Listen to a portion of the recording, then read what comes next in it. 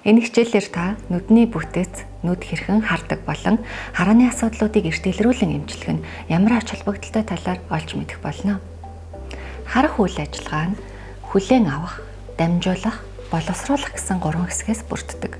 Тэгвэл харааны үйл ажиллагааны хамгийн ихний хэсэг буюу хүлээж авч байгаа хэсэг нь нүдний алимн дээр явагдана. Нүдний алим ямар бүтэцтэй болохыг би та бүхэнд тайлбарлаж өгье. Бид нүдний алимыг гаргаад харуул бүрхий бөмбөлөх хэлбэртэй. Энэхүү бөмбөлөх хэлбэрийг нүүсгдэг зүйлвэл нүдний алимны хамгийн гадуур бүрхэж байрладаг зузаан, ууралаг, цагаан бүрхүүл болох склер буюу хатууфч юм. Энэ бүрхүүлийн тусламжтай нүд нь өөрийн хэлбэрээ олохоос гадны гэмтлээс дотоод бүтцүүдэд хамгаалдаг. Гэхдээ нүдний алим нь бүхэлдээ склерээр бүрэгддэггүй.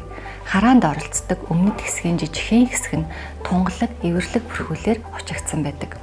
Энэ нь бид чигээрээ харах үед бидний нүд цагаан, хар өнгөтэй харагддаг. Цагаан өнгийг нь нүдний хатавч бүрхүүл үүсгдэг бол бор, хар өнгөтэй бүрхүүлийг нь нүдний эвэрлэг бүрхүүл гадуур нь хучиж байрладаг. Гэхдээ эвэрлэг бүрхүүл нь өөрөө өнгөгүй тунгалаг юм. Эвэрлэг бүрхүүлийн бүтэц нь бөмбөлөх хэлбэртэй, цагны шишиг, гүтгэр бүтэцтэй бөгөөд нүдээр орж ирж байгаа гэрлийг хугалах, дамжуулах үүрэгтэй. Эвэрлэг бүрхүүлийн ард байрладаг бидний нүд ямар өнгөтэй болохыг илэрхийлдэг бүтэц нь солонгон бүрхүүл. Солонгон бүрхүүлийн хувьд нүдний өнгийг тодорхойлдог нүсүүд, эсүүдийг агуулсан булчинлаг бүтэц юм. Солонгон бүрхүүлийн голд үүсэж байгаа нүхийг хүүхэн хараа гэж нэрлэдэг. Хүүхэн хараа нь солонгон бүрхүүлийн булчингийн агшилтын тусламжтай өргөсөх болон нарийсах хөдөлгөөнөөр нүд рүү орж ирж байгаа гэрлийн хэмжээг зохицуулдаг. Солонгон бүрхүүл, эвэрлэг бүрхүүл хоёрын хооронд үүсэж байгаа зайг бид өмнөд хорог гэж нэрлэнэ. Өмнөд хорог нь нүдний даралтыг зохицуулдаг, мөн нүдийг тэжээх үүрэгтэй тунгалаг шингэнийг агуулсан байдаг. Хүүхэн харааны ард байрлаж байгаа бүтэц бол нүдний болор юм. Нүдний болор нь тунгалаг, уян хатан шин чанартай.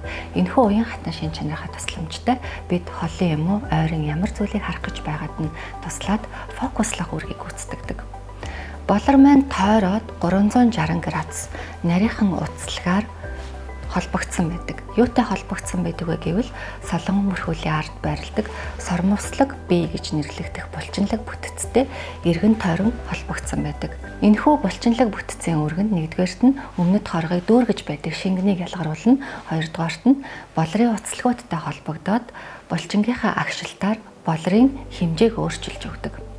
Жишээлбэл бид ойрын ямыг харахын тулд сормослогийн булчин агшдаг.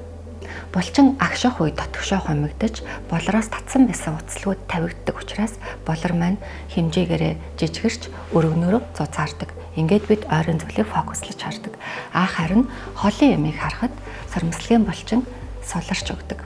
Ингэж суларснаар болрын холбоотой уцалгууд нь татагдаж, болрын диаметр томорч, зузаан нь нэмэгдэх байдлаар холын зүйлийг фокуслахад тусалдаг. Холын юм харахад нүд амардаг гэдэг ойлголт нь холын зүйлийг харах үед сормослогийн булчин сулардаг учраас бий болсон юм. Болрын ард байх нүдний ихэнх хэсгийг эзлэн оршдог зүйл бол нүдний шилэнцэр. Шилэнцэр нь тунгалаг, гээл хэлбэрийн бүтэц бөгөөд нүдний хөндийг дүүргэн оршиж, нүдний бөмбөлөх хэлбэрийг бий болгоход тусалдаг. Нүдний дотор талын хамгийн ёроолт нь гэрэл мэдрэгч эсүүдийг агуулсан нэмгэхийн давхарга байдгийг торлог бүрхүүл гэж нэрлэнэ. Торлог бүрхүүлийн гол үүрэг нь өөр дээрээ ирсэн гэрлийн долгионыг хүлээн аваад түүнийг электрон импульс болгон хувиргаж мэдрэлийн эслүү мэдээллийг дамжуулах үүрэгтэй. Торлог бүрхүүлийн төвд байрладаг шар толб гэдэг нь бид хүний царайг харах, юм унших, ямыг онж харахад мөн өнгө ялгахад зориулсан төвийн харааг хариуцсан хэсэг байдаг. Нүдээр орж ирсэн гэрлийн долгион торлог бүрхүүлийн эсүүд дээр тусахад торлог бүрхүүлийн эсүүд гэрлийн долгионыг хүлээн аваад түүнийг электрон импульс болгон хувиргаад мэдрэлийн эслүү дамжуулдаг. Мэдрэлийн эс нь нүднээс гарч байгаа мэдрэлийн эснүүд бүгдээрээ нэг багц болоод харааны мэдрэлийг үүсгэдэг. Бид хэрхэн хардаг вэ гэдгээ ойлгохын тулд эхлээд бид яг юуг хардаг вэ гэдгээ олж мэдэх хэрэгтэй. Бид тас харанхууд юу ч харж чаддаггүй. Ямар нэгэн зүйлийг олж харахын тулд бидэнд гэрлийн их үүсвэр хэрэгтэй. Гэрэл ямар нэгэн зүйл дээр тусаад буцаад ойдог. Гэрлийн энэхүү ойгоод ирж байгаа долгионыг нүд хүлээн аваад түүнийг дүрс болгон боловсруулдаг. Тэгвэл нүд яг яаж хардаг юм бэ? Агаараар ирж байгаа гэрлийн долгионыг нүд түрүүн тайлбарласан бүтцүүд болох эвэрлэг бүрхүүл, нүдний болор, нүдний шингэн орчнуудаараа дамжуулан хугалж явсаар нүдээр орж ирсэн гэрлийг тодорхой цэгт фокуслаж өгдөг. Энэ цэг нь нүдний торлог бүрхүүл дээр буюу шар толбон дээр тааруул бид тод дүрсийн мэдээллийг хүлээж авлаа гэсэн үг. Өөрөөр хэлбэл нүдний алим үүргээ гүйцэтгэлээ гэсэн үг. Ингээд ирсэн мэдээлэл нь харааны мэдрэлээр дамжин тархинд очдог. Бид альва зүйлийг харахтаа нүдэрээ зөвхөн хүлээж аваад түүнийгээ дамжуулан тархиндаа боловсруулан хардаг. Тэгвэл алим харж байгаа үед энэ алим байна гэдэг ойлголт тархинд бий болдог. Харж байгаа зүйлийнхаа хүлээж авсан мэдээлэл дээр үндэслээ тухайн зүйлийнхаа өнгө, хэлбэр, хэмжээ, байрлал, түүнээс гадна орчны баримжаа болон хүндийн төв зэргийг ойлгох үйл ажиллагаа нь тархинд буюу дагдсны хэсэгт байрлах харааны төвд гүйцэтгэгддэг. Хүүхэд дөнгөж төрөөд зөвхөн хар цагаанаар бүдгхэн хардаг. Ингээд хараа хөгжих явц сайжирсаар одоогийн түвшинд хүрдэг. Хүн яг төрөөд шууд алхдаггүй. Эхлээд толгоогоо дааж сурна, сууж сурна, мүлгэд сурна, тэгээд алхаж сурдаг. Үүнтэй адилхан хар хүл явцад бас баг багаар суралцдаг. Энэхүү суралцах үйл явц нь хүүхдийн амьдралын эхний 3-аас 4 жил идэвхтэй явагдах бөгөөд дунджаар 8-9 нас хүртэл үргэлжилдэг гэж үздэг. Энэ хугацаанд нүдний алим ямар дүрсийг хүлээж авч дамжуулна тарих тухайн зүйлийг харж сурдаг. Хэрвээ нүдний алим тод дүрсийг хүлээж авч дамжуулвал тарих тод харахад суралцсан. Бүдэг дүрсийг хүлээж авч дамжуулвал тарих бүдэг харахад суралцдаг. Тарих харахад суралцах энэхүү хугацаа буюу хүний амьдралын эхний 9 жил харахад суралцах үйл явцыг нь дэмжих хэрэгтэй. Цэцэг ургахад нарны гэрэл амин чухал хэрэгтэй байдаг. Цэцэг ургахад хэрэгтэй нарны гэрлийг ямар нэгэн зүйлээр хаачихвал цэцэг ургаж чадахгүй хатаж хорч идэг. Үүнтэй адилхан тархинд харахад суралцах үйл явц явагдахын тулд түүн рүү тод зөв дүрсийг өгөх хэрэгтэй.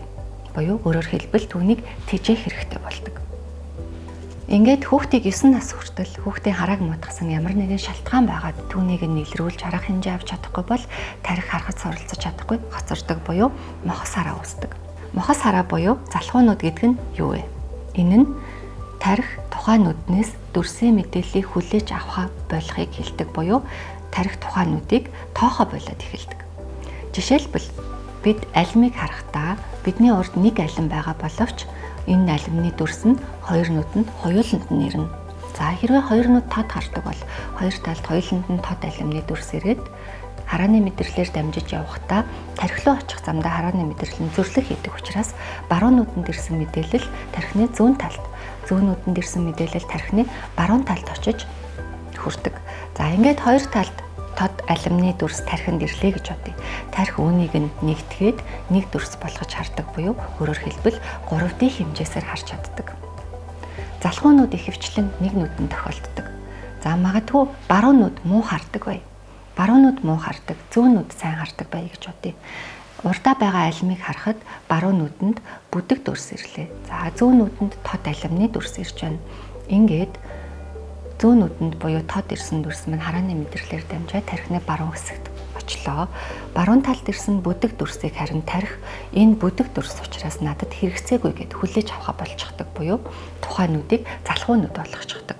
Ингээд тарих нэг нүднээс авсан мэдээлэлдээ боловсруулан хардаг. Ингээд бодохоор нэг нүд нь сайн байхад болох юм биш үү гэж бодож магадгүй. Тэгвэл нэг нүд сайн, нөгөө нүд муу хардаг. Зөвхөн нэг нүднийхээ мэдээлэл дээр үндэслэн хардаг байх нь 3D хараа буюу хос хараа, ямны гүнийг мэдрэх мэдрэмжинд муугар нөлөөлдөг. Бүгдээрээ нэг тест хийгээд үзье. Бүгд аль нэг нүдээ анаа. За би жишээлбэл баруун нүдээ анлаа. Баруун нүдээ нээхгүй зөвхөн анаастай байна. За ингээд зүүн гараа урагшин сунгалаа. Зүүн гараа урагшин сунгаад зүүн гарынхаа 7 ор хураг гаргаад баруун гарынхаа 7 ор хураг бас гаргачихна. Гэхдээ баруун гараа дээрээ тэгшгэн барь. За одоо ингээд холоос хоёр хурууныхаа үзүүрийг нийлүүлье. За минийх зөрөөд явчихлаа. Та бүхэн яг зөв хийж чадвал бас ихэнх хүмүүсийнх зөрдөг. Энэ яагаад вэ гэвэл бид хоёр нүдээ зэрэг ашиглаагүй улмаас ямыг 3D харж чадахгүй байгаа буюу ямны гүнийг мэдрэхгүй байгаатай холбоотой. Хүн хос хараатай байснараа буюу хоёр нүд хоёулаа чанартай сайн харснараа дүрсийг боловсруулан 3D хэмжээсээр харна. Ямны гүнийг буюу наан цаана байгааг ялгаж чаддаг.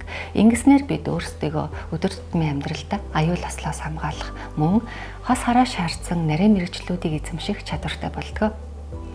За одоо тэгвэл бүгдээрээ хоёр нүдэрээ зэрэг харж агаад хийгээд үзье. За хоёр нүдээ нийлээ. Гараа урагшин сунгаад тэнэлгээд барьлаа. Долоовор хуруугаа гаргалаа. Нөгөө гарынхаа долоовор хурууг дээрээс нь явуулаад за шууд нийлүүлж чадчихэв. Энэ маань бидний хос хараатай байгаагийг ач тус юм. Ингээд тарих харахад суралцах хугацаа буюу 9 наснаас хойшоогоо харааг мутгаж байсан ямар нэгэн шалтгааныг олоод эмчилсэн ч гэсэн нэгэнтээ мохос хараа үүсчихсэн бол эмчилгээ төвөгтэй үр дүн муутай байдаг. Тэгэхээр хүүхдийн харааны хувьд хугацаа маш чухал. Жишээлбэл харааны шил зүүх шаардлагатай муу хардаг байсан хүүхдийг бид 4 наснд нь илрүүлж шилийг нь зөвлөх, 6 наснд нь илрүүлэх, 10 настай дэлрүүлэх, 15 настай дэлрүүлж шилийн зөвлөх бүгдээрээ үр дүнгийн хувьд ялгаатай. Энэ хугацаа эрт байх тусмаа үр дүн сайн эмчилгээнд зарцуулах хугацаа богино байдаг. Харин ороодох тусмаа эмчилгээнд зарцуулах хугацаа хэдий уртсах боловч эмчилгээний үр дүн буюу залхуунууд эргэж сэргэх нь бага байдаг. Хүүхэд сургуульд ороод мэдлэг мэдээлэл олж авах, боловсрол олж авах үйл явцынхаа 80%-ийг зөвхөн хараагаараа дамжуулан гүйцэтгэдэг. Тэгэхээр хараа сайтай байх нь хүүхдийн сурлагын амжилттай шууд холбоотой. Гэхдээ зөвхөн хүүхдийн сурлах төдийгүй тухайн хүүхдийн зан төлөв бий болох, өөртөө итгэх итгэл үүсэх, гэр бүл, нийгмийн харилцаанд оролцоход хараа чухал нөлөө үзүүлдэг. Хараа муутай хүүхэд ихэнхдээ миний хараа муу байна гэж хэлж мэддэггүй. Яагаад гэвэл тэр хүүхэд амьдралынхаа турш яг л одоо байгаа шигээ харсан учраас тухайн хүүхдэд ямар нэгэн тод харах туршлага огт байхгүй. Хүн болгон ингэж хардаг гэдэг ойлголттой байдаг учраас багшаа би таны хичээлийг харахгүй байгаа учраас ойлгохгүй байна. Би хичээлээ харахгүй байгаа учраас миний анхаарал төвлөрч чадахгүй байна. Би хичээлээ харахгүй байгаа учраас муухай бичээд байна гэж хэлдэггүй. Найзуудтай мөн би энэ бөмбөгийг харж чадахгүй учраас тоглож чадахгүй байна гэж хэлдэггүй. Тэгэхээр хараа муутайгаасаа болоод хүүхдүүд дээрх шалтгаанаар маш их буруу ойлгогддог, өөрийгөө голдог, бусдаас тусгаарлагддаг. Хараа муутай хүмүүсийн тоо нэмэгдэх тусам улс орны эдийн засаг, нийгэмд хүртэл сөрөг нөлөө үзүүлдэг. Өндөр хөгжилтэй улс орны хувьд хараа муутай хүмүүсийн тоо нэмэгдэх тусам түүнтэй тэмцэх арга хэмжээнүүдийг авч олон туршлагуудыг хийсэн. Эдгээрээс хамгийн үр дүнтэй байсан арга бол эрт илрүүлэг юм. Тэр дундаа хүүхдүүд хамгийн их цагийг өнгөрүүлдэг сургууль, цэцэрлэгийн орчинд тэдэнтэй ойр ажилладаг багш нар, сургуулийн ажилтнууд хараа шалгах аргад суралцсанаар хүүхдүүдийн донд түгээмэл тохиолддог харааны асуудлуудыг үр дүнтэй илрүүлж чадаж байгаа гэдэг нь олон улсын туршлагаар батлагдсан. Та ямар нэгэн өвчнийг онцлохгүй, эмчлэхгүй. Та зөвхөн илрүүлнэ. Энд та заавал нүдний эмч байх шаардлагагүй. Энэхүү хичээлүүдийн төгсгөлд та хүүхдэд түгээмэл тохиолддог харааны эмгэгүүдийг илрүүлэх чадвартай болох юм. Хүүхдийн ирээдүйд үнэтэй хувь нэмэр оруулах чухал чадварыг эзэмшиж байгаа танд баярлалаа.